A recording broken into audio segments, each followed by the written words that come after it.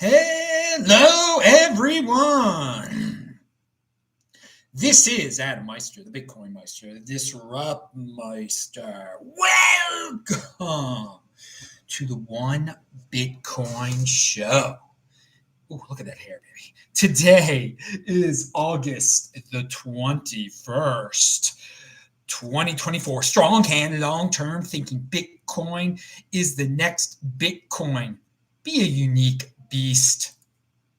Fitting in is overrated. Offended by selling.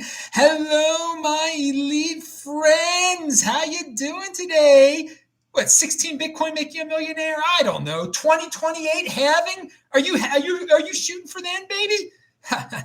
All right, golden age, guys. You guys are in the Bitcoin overlay. We're going to talk about some things today. But first, I want to thank everyone. Tune in, drop out. Izabella Drayven, Deniz, you guys sent so much. We only need $35 for a new One Bitcoin show. So if you guys got questions, I got answers, do a super chat, type in Bitcoin Meister, do something to get my attention, make it colorful over there in the chat. And yeah, follow me on Twitter. I am on Twitter every single day. I do little videos. Sometimes I do all sorts of retweets. Oh, you guys will love it. And that's where I got inspired for this latest show. So I'm TechBalt on there, like Technology Baltimore, TechBalt. I'm wearing one of my classic Bitcoin shirts here today. All right, let's start this off right, okay? So in the Bitcoin space, online, metaverse, whatever you want to call it, we've got a there's always been a vocal minority, and it's a small minority, but I've always pointed them out that are just, they're promoters of envy, they're scapegoaters, conspiracy theorists. They complain, they don't compete.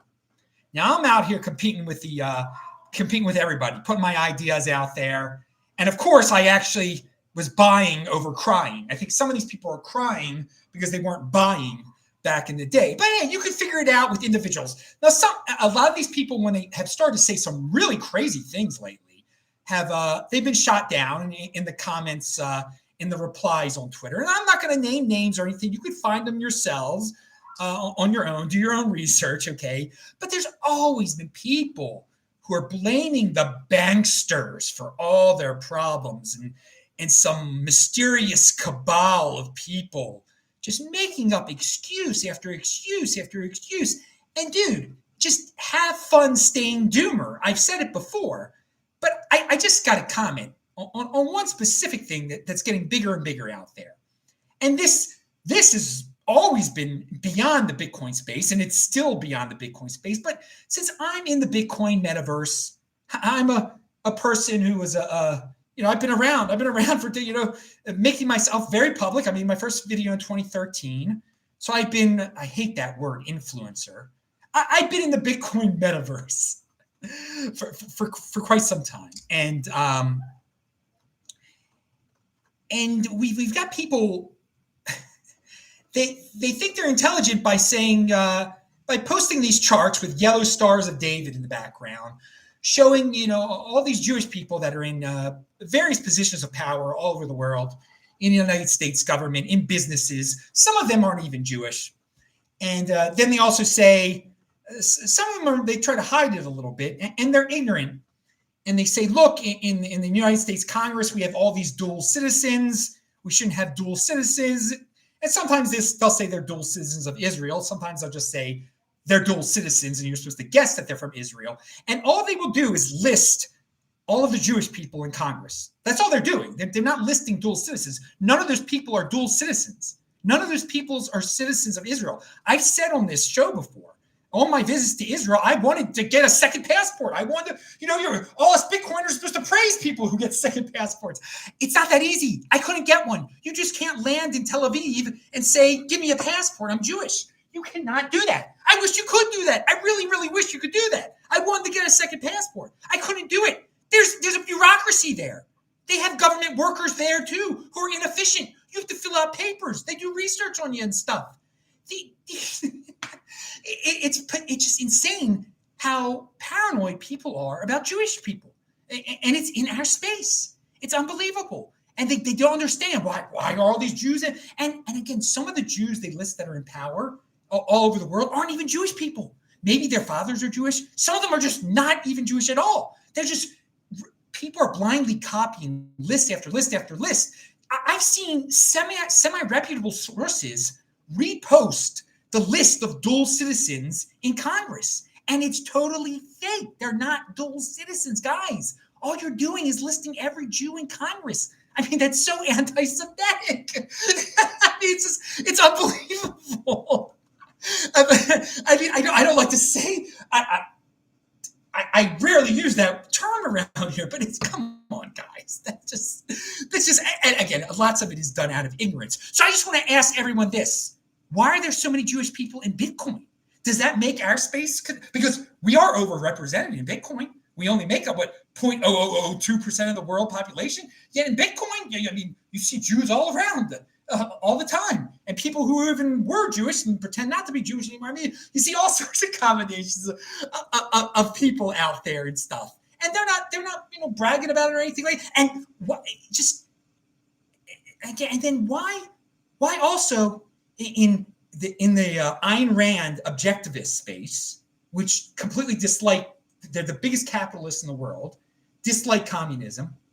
In that space, why are there so many Jews? And then, but the opposite side of the spectrum, why in communism are there so many Jews? Because that's a lot of the things they like, Jews are a bunch of Marxists or whatever, and they control, that's how they're going to take over the world through Marxism, communism. But then all the Ayn Rand people are Jewish too. I mean, why? I mean, it's like, I'm going to explain why in a second, though. I mean, but why are you so worried about it too? I mean, why do you have to figure? Not everything is a conspiracy. I mean, very few things are a conspiracy. Some people are drawn toward intellectual pursuits. Communism is an intellectual pursuit. It's a bad one. I think it's a bad one. So is Ayn Rand and objectivism.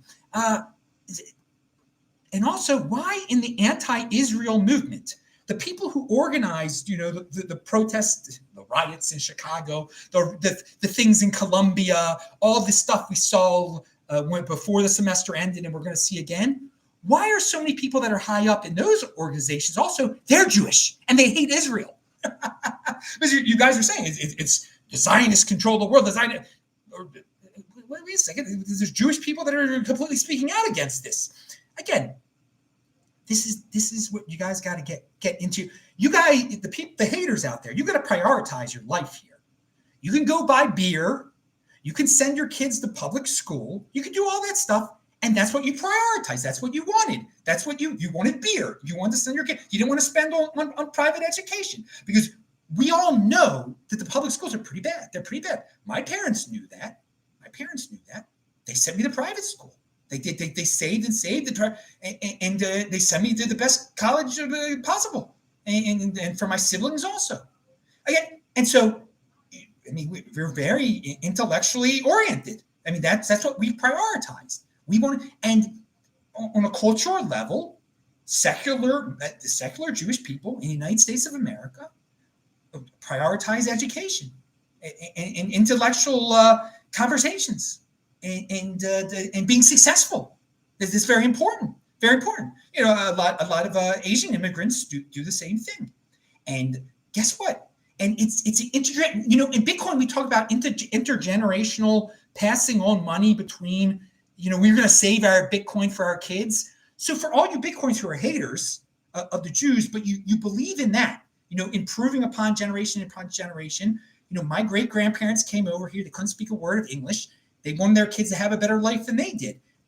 Those kids went to the public schools of their day in the 1920s and 30s. They learned. They wanted to go to college. If they didn't go to college, they set up their own businesses. My grandma, Esther of blessed memory, she was the first one in her family to graduate from high school. It was something that was talked about even in my generation still. She was proud of that stuff. So our grandparents had kids.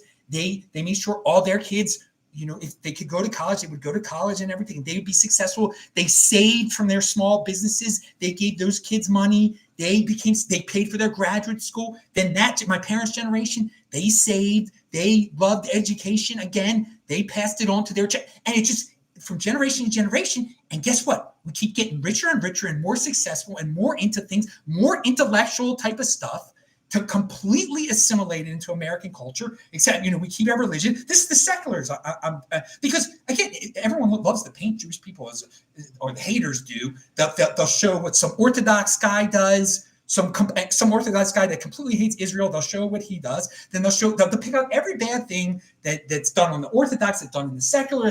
Because, again, there are plenty of Jews that are into bad things. Communism is not a good thing. It's not a good thing. No, it's not a good thing. But, I mean, that's where they intellectually went, okay? They went astray and stuff.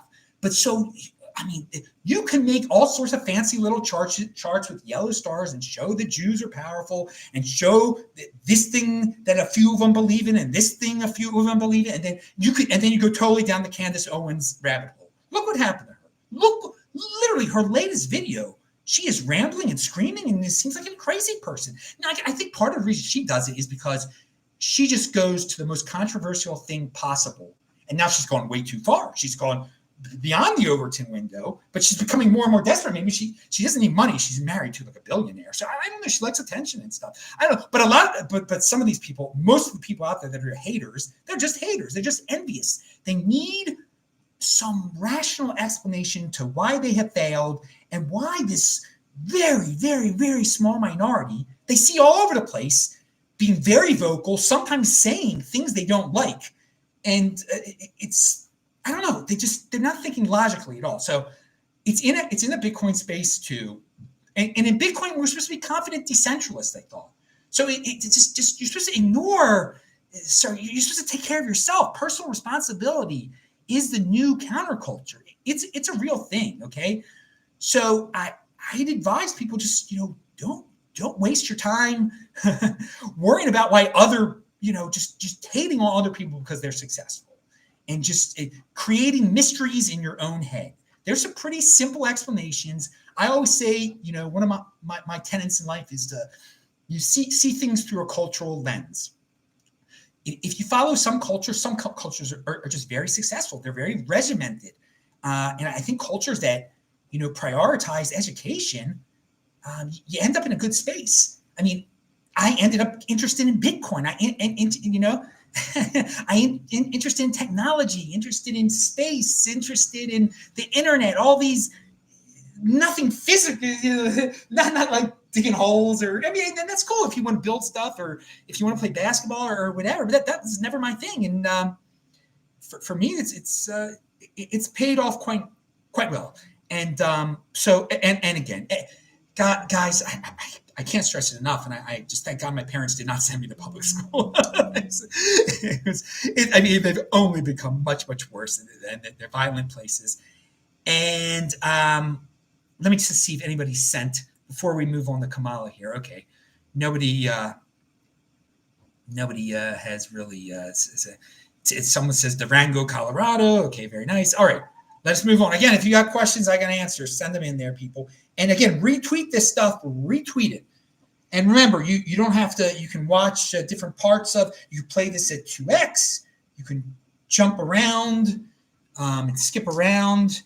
The title. We were basically doing things in the order of the title of this video. All right.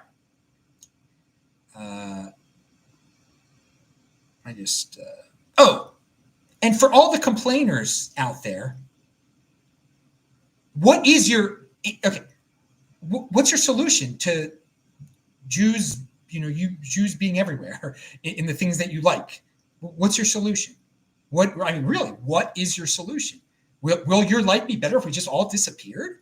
Really? Would you then take our place? You, the complainer? Is that the thing? Would everything bad go away? Is that what you're saying? Do you really think that? Do you really think that these intellectually oriented people who have innovated and have created so many nice things, and they would just stop creating? I mean, would life be better? I mean, if innovation ended for a certain percentage of innovation ended, would you all of a sudden be an innovator? Would you be in motion? Or would you find someone else to complain about? I mean, it's very interesting. And how would you get rid of, I do wonder sometimes with all the complaints, what, and so if you don't like there are all these Jewish people in Congress, and maybe don't vote for him. I mean, or make it illegal for Jews to be in Congress? Is that what you're saying? Or make it illegal for Jews to be in charge of a business that you want to be in charge of that private business? Is that the solution? Or kick all the Jews out of the country? Is that what is your solution? What is it? That's never really exactly said either. All right, so let's move on to Kamala here. Speaking about a person who's not too fond of Israel. Most people out there, guys, a lot of you also are not logical when it comes to Kamala. You're like, oh, of course she's going to lose. Of course she's going to lose. Her ideas are insane. Most people don't understand that her economic policies are doomed for failure, okay? Most like what she has to say. Because guess what? They're all about envy and blaming the rich, which was what the subject matter I was just talking about. So for all the Bitcoiners, you're just as mindless as the 80%ers who blame the 1% on everything, okay? You're just as hateful of the good, hateful of the good, like Ayn Rand said, just for the sake, because it was good, because it was successful. And that's, Kamala is appealing to those people, saying that there'll be price controls, that they don't realize that there's an effect to it sounds nice. It sounds like there's a simple answer. That it's just a big conspiracy by all the companies to boost up the prices, and the government's going to take it. No, the conspiracy thing, that's a simple-minded solution. There's no rational thought behind it, and there's no thinking behind it. But no, 80%ers are illogical most of the time. So don't say it's impossible for her to win. At this point, she really should win because she's. Many people are just repeating what she has to say, like it's truth, like it's going to happen. The media seems to like her. She is the most illogical fancy sets and graphics candidate. And that's what people love, fancy sets and graphics. She's got it all, she's got fancy convention, fancy sets. She's saying all these, catchphrases that are completely mindless. People, it's a TikTok generation. People like that. So it's going to be hard for her to be defeated. It's not an easy thing. So for all you people who are like taking it for granted, like, oh, of course Trump's going to win, and if he loses, it must have been a conspiracy. No. If he loses, it's not a conspiracy whatsoever. It's not. They're not. No one's cheating. This is what this says a lot about the average American voter. This is what they want. They want revenge. So stop. I mean, I guess my first word of advice is, take care of your own family here. Fix your own family, fix your own problems. Don't get in a position where you're going to be totally reliant on government policies and stuff. Don't get yourself in that position, okay? And secondly is tell other people to actually think. And you should be a promoter of the anti-scapegoating lifestyle. It is completely wrong to hate the rich. It's because they're rich. It's completely wrong to hate the Jews because they're Jews. It's completely wrong. It's completely insane, and it's a complete time waste. Personal responsibility is a new counter. So, I mean, try to spread that and say that Kamala is all about scapegoating, and that's disgusting. It's disgusting. It really is disgusting. Now Trump, he scapegoats certain people too, but but it's not as horrific as this. It's not as a hate of progress, a hate of wealth, and he is not trying to be as it's not a traditional Republican, free market government. But I mean, she's leaning toward, the communism and socialism, the Elizabeth Warren type of stuff. And she will not address the Bitcoin thing. The last I heard is she wants to tax unrealized profits. I mean, this is horrible stuff. That's horrible. It's completely stealing from American citizens just because they're worth a lot on paper. It's scapegoating the not even that wealthy. So most people don't understand that, and you just got to focus on the people that can maybe be changed in Pennsylvania, Michigan, and Georgia, Arizona, Nevada, those swing states, Wisconsin. And I guess the best people to appeal to are mothers, mothers of children, and just some of them can be logical, and they probably don't like Trump just because they've, orange man bad and let's vote for a woman. But I think some women can be appealed to, certain married women who don't want their wealth taken away from them if they just are sat down. And this is really up to the Trump campaign to, instead of getting into some of the nonsense, only campaign, only spend money in those 8 states and really try to make it very targeted. Get some people at events where they're going to be women that you can change their votes. I mean, and I think I really hope that some of these governors out there have the cojones, if Kamala becomes president, which is likely, and if she really starts to do some radical economic things, to make their states sanctuary states against whatever insanity she's doing. Okay.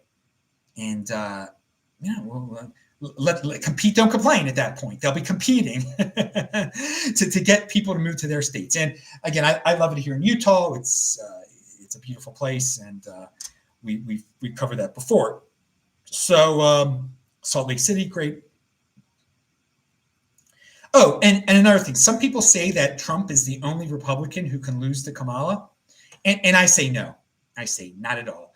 The people are so stuck in their media bubbles of worship and they have so much envy that the Democrats do a very good job of scapegoating whoever is in the Republican number 1 position. If it was the DeSantis, it would be close also. It would be they would find something about him. They would call him all the worst names and the people would believe it. And Kamala would have to promise even more free stuff, okay? But it would counteract that he's not as hated as Trump. I mean, they would just offer more free stuff. And just most people it appeals to. And we're just at a point in America now, if you care about, and again, another thing to do is to vote in the state of Maryland, vote for Larry Hogan for Senate. In Montana, vote for the Republican for Senate. In Ohio, vote for the guy that's running against Sherrod Brown. Sherrod Brown is the Democrat.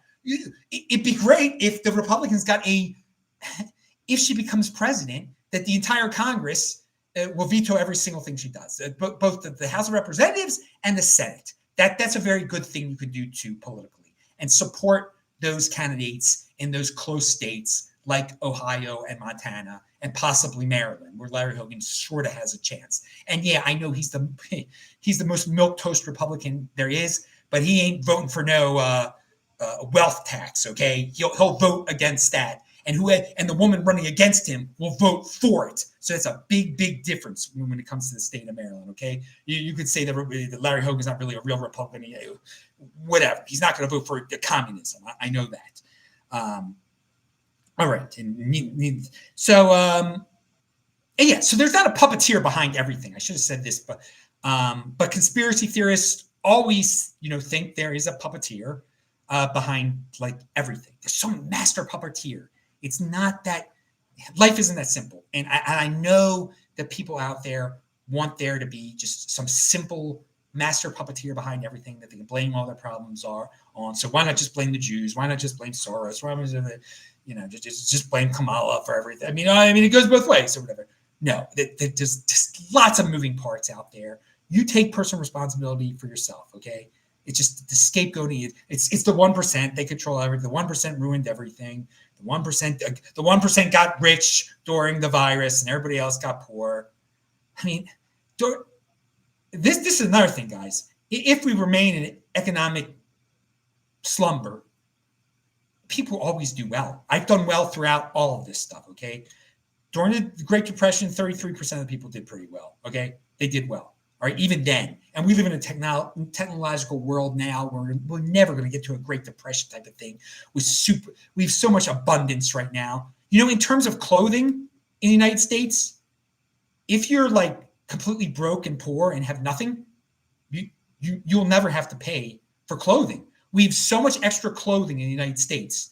No one really has to pay for clothing anymore. Isn't that amazing? Now, it's not going to be the greatest clothing in the world. It's going to be pretty good, though. Literally, you can just find clothes. Anyone will give you extra clothing. Anyone will give you. This is not the case in the 1920s and stuff. So we're living in this amazing time of abundance also. So for all of you World War III doomers, and again, there's a big overlap between the scapegoaters, the doomers, the World War III people, just people who, I mean, they're nihilists. They see no good in anything. There's no good. There's just hate. There's just, what's life? I'm just going to complain. I'm just going to sit here and blame other people. And it's a big overlap. And I mean, I don't even like really even talking about these people too much, but just that it's, there's a vocal, I don't know, 10% of the Bitcoin space that's like this. And it just shows how, in the Bitcoin metaverse space, you can't kick anyone out. I think they should have their right to say what, come up with their kooky conspiracy theories and everything like that about banksters or whoever they want to blame. They're free to come up about that. They're not going to change my mind, definitely, and they're not going to slow me down. Okay, and this is the freaking golden age. You only live once, dudes. From what we know, and from what we can see in front of us, you only live once, and it'd be nice to live another time. Let's see, but let's make the most of this golden age. Okay, cryptocurrency, AI, medical breakthroughs. It's unbelievable time to be alive. I'm so happy. Every moment I just wanted to keep on going, man. All right, so and another thing out there. This is kind of a parallel to what I've been saying. There's certain people out there that just need to worship some sort of orthodoxy. I don't want to even say, they make everything a religion. I think some people have made Bitcoin a religion, but I think a better explanation is just like, there is just some blind orthodoxy worship out there. And it gives structure to a person's life. And that's how we get these, Bitcoiner only Bitcoiner. And you got to be excluded from society if you don't like Bitcoin. If you say Ethereum, you're out. It's the Bitcoin Inquisition to you. And this blind worship of orthodoxy can really lead people into a position. And in the secular world, beyond Bitcoin, we have some people are like, well, I'm going to just follow whatever the liberals have to say, whatever's the most liberal aspect of Democrats. I'm just going to blindly believe it because I like to be a rebel that way. And then you find yourself in a position where you're not, you're talking about things that are so obvious. It's become so ridiculous. Like a boy is a boy and a girl is a girl, and they'll just deny that. And that's the point you get to when you just blindly worship orthodoxy. And you're so set in that orthodoxy that you're not even thinking anymore. You're just following the party line, and that's all that live for the party. That's 1984. Live for everything for Big Brother. Okay, I love Big Brother, and that's what this orthodoxy works. So to be you're on a path. Be again confident decentralist. Don't get yourself centralized on a certain orthodoxy. You can have your strong beliefs and everything. That is great. That is great to have conviction, but don't want to. Don't extermination of the enemy is not a good thing. And then like blind faith is a really bad. Have some reason for your conviction, okay? Not just because that's the popular thing now, but eventually the popular thing becomes completely insane. With the cutting off pieces of children. But like some of these people are actually smart people, and they're just so devoted to orthodoxy, they cannot at least publicly state that their side is wrong on something. They just cannot do it anymore. It's scary. Okay, so don't get. I'm trying to expand your mind here, people, and just don't be that person that's like, I'm a Democrat because my dad was a Democrat, my mom was a Democrat. That's how I was in college. I was like, I've said that on past shows. It was just, it wasn't orthodoxy. That was just not thinking at all. But that's part of orthodoxy orthodoxy worship is not thinking at all. By the way, I've been some of my sayings I've been tweeting out on Twitter in like JPEG format. I linked to my Unique Beast one below. You can retweet it. It's kind of fun. All right. I skipped over Doug Burgum here for a second. I wanted to mention Doug Burgum really quick. Is the governor of North Dakota, and at first I was a little, he's a self-made billionaire, which is great, and I donated $1 to his campaign because he said he was trying to get on the debate stage back in September now, and he gave everybody $20 gift cards that donated. It was awesome, man. I loved it, and that's the only time I've donated to a presidential campaign. $1, get my $20 gift card, which worked, and I got gasoline with it. And so that was other people. Only like some other people followed my advice, which was good too. But I was a little confused on what he did during the virus in North Dakota. He was not as good as the governor of South Dakota, which made me suspicious of him at first. But I love his performance at the first debate, and that was the only debate he was at. He actually talked about the Constitution, and he kind of framed the abortion debate in that way. And he definitely believes in the 10th Amendment. And he was a pleasant surprise. That was like the biggest pleasant surprise that came out of this election cycle. And part of me wanted him to be the vice president pick. I think he's in some ways a lot better than J.D. Vance. His economic policy is way better than J.D. Vance. Way, way, way better.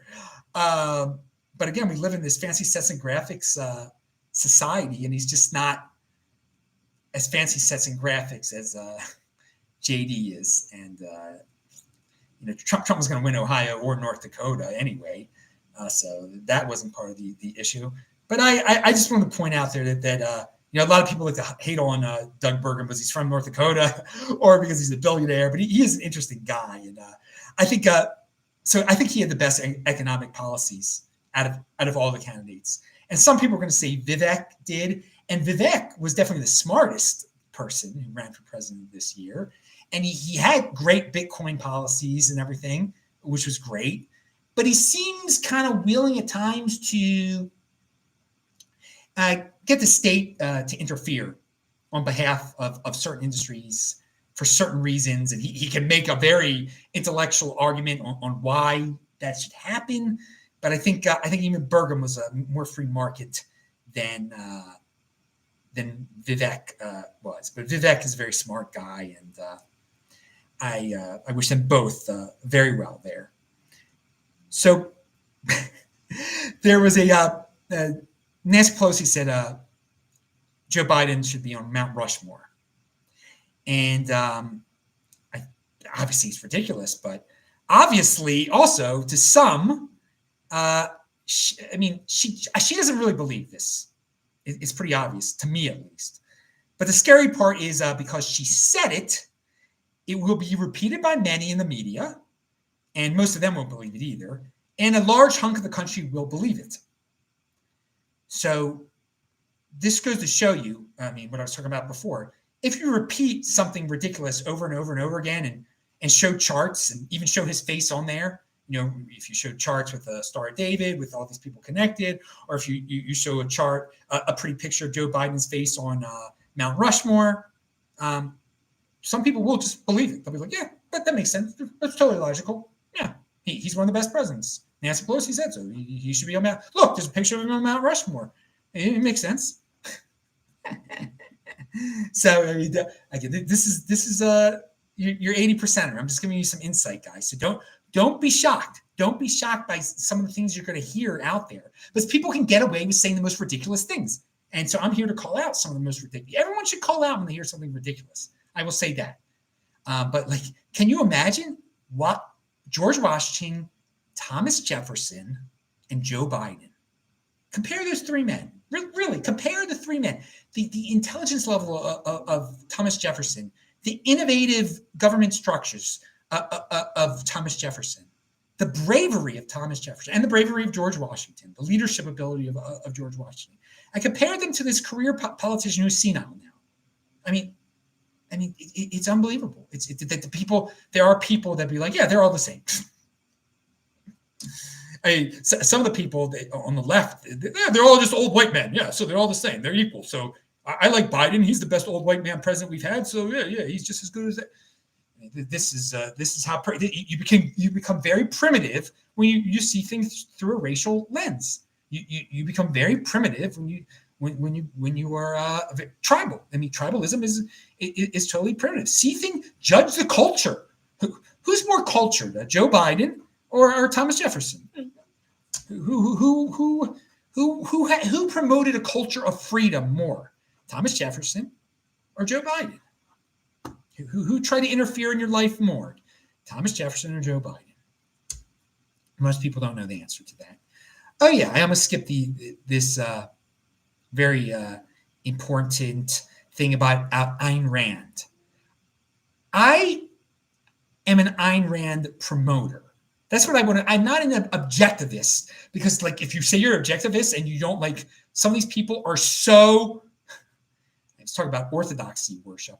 They've gotten so into it, they just won't talk to you anymore. If you get one thing wrong about her and you say that you're an objectivist, they really take it to an extreme. And some of these people, they've made it like a cult. They made some, and some of them can be very vocal and loud sometimes. I think Yaron Brook can almost be that sometimes. Yaron Brook is great. Again, you can learn so much about capitalism from him. He's got TDS though, but he's great on Israel, great on capitalism. Ayn Rand UK Center has been great on Israel. I linked to Yaron and Ayn Rand UK below, okay? But let's just focus on the woman herself, okay? And she was a Jewish immigrant from Russia. She grew up in a secular family in Russia. They were Jews, but she didn't believe in God at all. And so don't say she's so she, but the communists took her father's business and she couldn't take it. She didn't believe in that. She believed in freedom, and she loved success. She created a philosophy, and this is the way America, if you were successful like Doug Burgum, you'd be a hero. You'd be loved. Now you're supposed to hate Doug Burgum.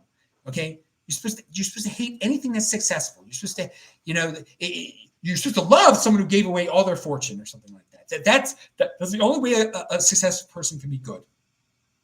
So the reason I like her and I like her philosophy is because, and why I think people should check it out, is that she just promoted pride in good things, in success, in working hard, in things that I think most Americans used to take for granted, and just, creating your own self, and always striving for something better, and making innovation, making the world a better place, not being envious of other people, understanding that there are going to be people who are smarter than you, that are going to create things that are better than you, but you can still do pretty well. And the people who are smarter than you, that create better things, you're going to benefit from them through trade.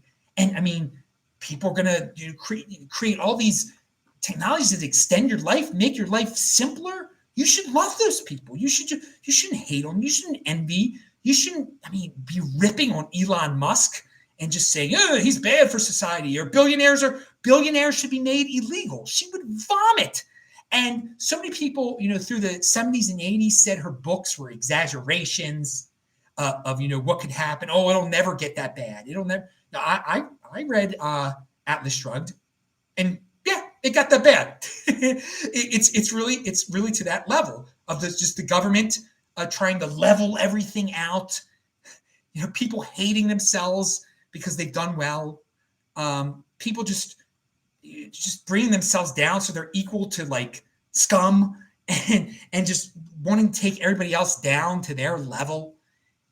So I go to the links below, but also you do your own exploration of her. And there's this certain aspect of the population, you'll mention her name, they're like, oh, she's disgusting, she's a hater, she's this, she's that. No, not at all. She believed in success. She's great. And she was, her interviews, she's got this Russian accent, and she's not very emotional. She's smoking a cigarette, and she's just very to the point. So it's not like some fancy sets and graphics person. It's just pure facts and freaking logic, and not emotion.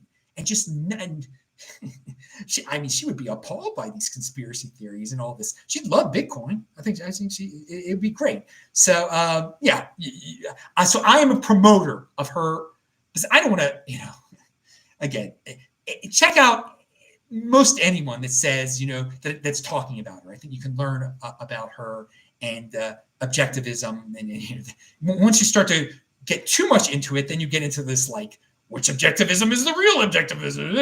It's just it can get cultish if you allow it to get cultish. Don't let it get cultish in your head. And Yaron Brooks, speaking of again Ayn Rand fans, happiness requires action. Okay. You're not going to be happy if you just sit there and do nothing. Okay. As I say, don't be a tree. So you can see I have things in common with these Ayn Rand people. Happiness requires action. Don't be a tree. There you go. And finally, showing what a fancy sets and graphics mindless world this can be, the Democrats have successfully wage a campaign for low IQ people, basically based around like poo-poo and doo-doo and pee-pee, words like that. They'll say, and when Tim Walz says this, is he cringeworthy? Isn't he, man? He's like the epitome of self-hating. He doesn't like success. He wants to say how bad he is because he's white, and just it's like very tribal in that way. Just like hate the white people when you are white. Feel guilty that you're white. Feel guilty. It's disgusting. He's calling. It's not just him. It's the whole. The day that they decide on this, they're like, let's say weird. Let's call the Republicans weird. It's just like saying you smell like doo-doo. You smell like pee-pee. I mean, that's the level. It's at a 3-year-old level. It's unbelievable, but it works. It works. It's unbelievable. There are many people this appeals to. They'll start repeating it, and then the more they hear it, the more they think it's real. Oh yeah, those dudes are weird. They're weird. Meanwhile, literally, they're having vasectomies and abortions outside the Democratic convention. Is that? I mean, do you consider that very normal? Is that normal? You're going to a convention and now you're going to get your vasectomy, or now you're going to get your. I mean, this is what you do on the streets of Chicago. Is this normal? And then is it normal to think you're don't know what sex you are anymore, and to kind of say to your children, no, it's okay. None of you should know what sex you are anymore. I'm not going to tell you what sex you are anymore. You may have what appears to be a male genitalia down there or female, but no, you can choose your own. Is that normal? Does that sound normal to you? There's a lot of projection going on too. I think some of the people in the Democratic Party, so some of the ones that are really clear thinkers that are really smart, they're like, yeah, what we're saying is pretty strange here, but let's just call the other guy strange. And since most people are on a PP and doo-doo level type of stuff, let's just call them weird, like you would call the kid with glasses weird in the 3rd grade. It's the same thing. All right, so I just wanted to put that out there. Politics is crazy. Arthur Pug says, oh, God, I need a haircut is what Arthur should be telling me. Watching YouTube Bitcoin pundits since 2016, Bitcoin Meister has been the most consistent and consequential. Thank you. And he says thank you. And I say thank you very much for that compliment. And Benjamin Dichter is in the chat. He's been on my show before. Follow him on Twitter. He was part of the Canadian a main guy in the Canadian trucker policy, trucker protest. And he's fighting the scapegoaters in Canada. I'm telling you. And he speaks out against the haters in the Bitcoin space and scapegoaters in the Bitcoin space. I mean, he goes a lot further than I do sometimes, baby. So if you like that type of thing, we should definitely him and I should have a show together again one of these days, hopefully. But hey, if somebody contributes $35 more, then that'll be the next show. Maybe if someone says I'm contributing $35 because I want you and BJ Dichter to do a show together, then that's what you're going to get. So hey, Shane is in the house too. Oh my God, he says strong hands, dude. I wanted to see you. I wouldn't have been able to see you on the 13th either, by the way, and you probably didn't stop by Salt Lake City, but. Dude, Shane, man, what a ride it's been these last X amount of years, hasn't it, brother, man? I'm glad. We'll end it with that. Shane's a good friend of mine from real life, from but he's been with me at the Miami Bitcoin conference before 2 times. So some of you Bitcoin people have seen him. But no, he's a real friend from so many years now. So many years. So it's great. It's just, I'm really smiling now because this is the same time of year. Obviously, it was in college many years ago is when we first met. And when I entered college, I always thought I'll never have friends like I did. I'll never have close, awesome friends like I had in high school. I went to the same middle school and high school for 7 years, and we were brothers for like 7 years and everything. It was great. You never say never, dudes. You can always meet freaking awesome friends in this world, and never limit yourself to just your high school buddies. I made great friends in college. Shane is such a great friend, and he got into Bitcoin too. It's unbelievable. And it's been just what a wild ride it's been, brother. And for all you people out there, now we have so much technology. You can meet people without even ever physically meeting them, and they can be your awesome friends too. So don't be lonely out there. I'm a very friendly person. I've made great friends in the Bitcoin space too. And hey, man, I want to meet great friends in other spaces too in life also. And so I guess that's a positive way to end the show, dude. Never say you have too many friends, or if you don't think you have enough friends, you can meet more friends, dude. There's so many people out there, because sometimes I think some of my friends could, it can be times where I said recently, especially because everyone's moved in a different direction. They got families, they got this, they've gone crazy with the virus, some of the people and stuff. And I'll just say, I got too many of these people now. I can't deal with some of these people. And you do lose some friendships over time. It's true. Yeah, it's not a good thing to lose a friendship. It isn't, unless it's something really. So don't take friendship for granted, and never think it's over in finding new best friends or new super friends. You never know. You never know who you're going to meet around that corner, dude. You just have to be in motion. As Yaron Brooks said, happiness requires action. If I would have locked myself in a basement when I was 18 years old, I would have made no more friends. No, or 17 years old. That's when I went to college. But I went to college. I wasn't a recluse. I made a lot of good friends. So, and that's another thing about college. I know I said we talk about how insane it is there and stuff. But how can I say not to send your kids to college when I loved college so much for that social aspect of it? If all colleges became what they were during the virus, no, there was no point to go to college then, because you weren't at college physically meeting people. So as insane as some colleges have become, just the social bonding you can have with people, it's really awesome, man. You can really make some good friends and connections, everything like that. At the same time, if you're 18, you got your own business idea, this is a great time to do your own business too. So it's a give and take. And I'd be hypocritical to say no, don't send your kids to college anymore. If they're smart, let them do their own businesses. I'll fund the business, or I know someone who'll fund you. No, I'm not going to say that, because I loved college, and Shane was a great friend. So is a great friend. So pound that like button, everybody. That was a little extra personal into my life there. And all right, dudes. See you next time. Pound that like button. Bye-bye, everybody.